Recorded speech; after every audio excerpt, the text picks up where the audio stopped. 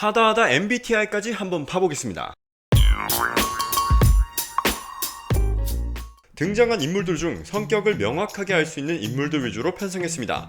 박민석, 임다혜, 김상훈, 최일구, 오석진의 MBTI를 작중 행적과 관련해서 분석해보고 어울리는 조합은 어떤 조합인지 한번 확인해보도록 하죠. 시작에 앞서 인터넷에 있는 MBTI 테스트는 정품이 아니라고 해요. 따라서 한정적인 정보 내에서 비정품 테스트를 하는 거기 때문에 어디까지나 재미로 봐주셨으면 좋겠습니다.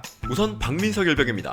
다른 사람들에게 자신을 소개하는 것을 어려워합니다. 2018년 18년 엄청 어려워하죠. 동의. 중압감을 받을 때에도 쉽게 침착하게 집중력을 유지할 수 있습니다. 18년 네, 역시 어려워하네요. 비동의. 순전히 호기심 때문에 행동을 하는 경우는 거의 없습니다. 트윅스를 꿀꺽했죠. 동의. 자신이 다른 사람들보다 뛰어나다고 생각합니다. 김상훈 일병에게 이길 수 있다고 말한 걸 보면 근자감도 좀 있는 것 같아요. 동의.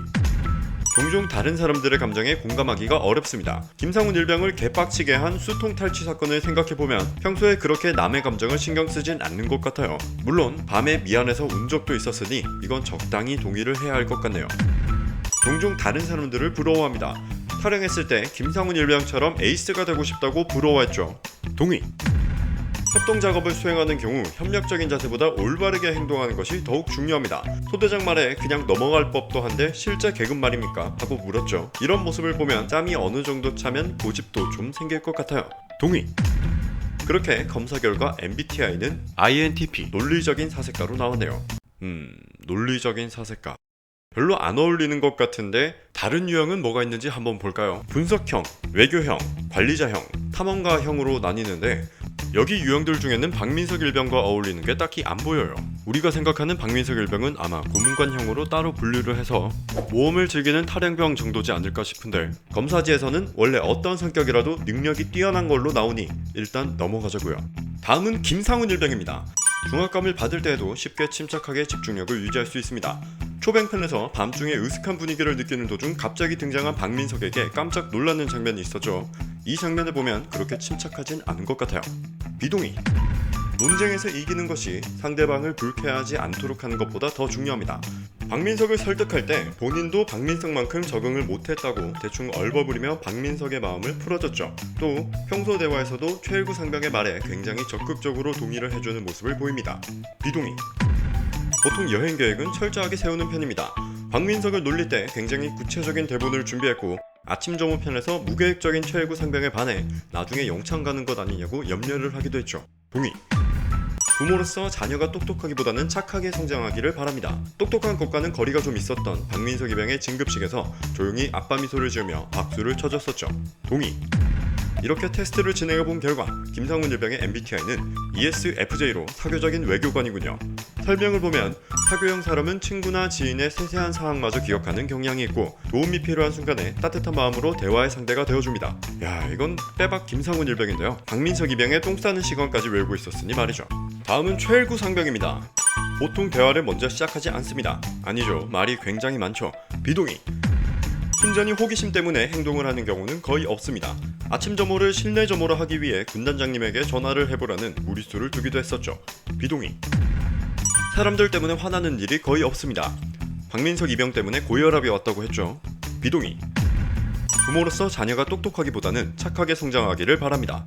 박민석 입영의 진급식에서는 무표정이었지만 실내 점호 조치 시도를 성공하자 박민석 입영을 환한 미소로 맞아줬죠.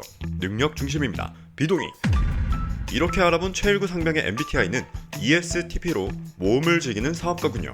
자칫 잘못하면 상황에 너무 몰두하여 예민한 사람의 감정에 치명적인 상처를 입히거나 원치 않은 상황을 초래할 수 있으며 심지어는 본인 자신의 건강이나 안전을 해야 하는 경우도 있습니다. 이것도 완전 최일구 상병이네요. 임다혜 입병에게 기술을 시전하다가 어깨를 탈구시키고 실내 점호를 받기 위해 박민석 입병을 이용하기도 했죠. 다만 시원시원한 추진력 덕에 사업가의 면모가 뛰어나다고 하네요. 지금부터는 결과만 살펴보죠. 임다혜 일병은 ISFJ로 용감한 수호자가 나왔네요. 타인을 향한 연민이나 동정심이 있으면서도 가족이나 친구를 보호해야 할 때는 가차없는 모습을 보이기도 합니다. 박민석 입병이 미안하다고 할 때 다음에 잘하면 되지 하고 위로해주다가 트윅스가 사라졌을 때는 다른 사람들이 더 피곤해지는 걸 막기 위해 제가 그랬습니다 하고 과감하게 밝히기도 했죠. 빼박 임다혜 입병이네요. 다음은 마지막으로 오석진 소위입니다. 오석진 소위는 ESTJ로 엄격한 관리자형인데요. 정직하고 헌신적이며 위풍당당한 이들은 비록 험난한 가시밭길일지라도 조언을 통하여 그들이 옳다고 생각하는 길로 사람들을 인도합니다.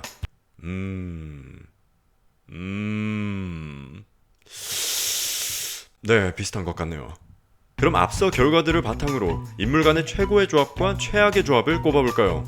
조합들 간의 궁합은 1점에서 5점으로 분류됐는데 다행히 1점 조합은 없었고요. 2점, 3점, 4점, 5점 조합은 화면과 같이 나왔습니다.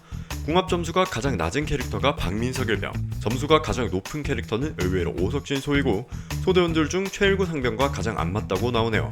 생각해보면 최일구 상병 말고 나머지 인원들이랑은 특별히 마찰은 없었던 것 같기도 하고요. 그리고 나머지 인원들의 점수는 다음과 같습니다.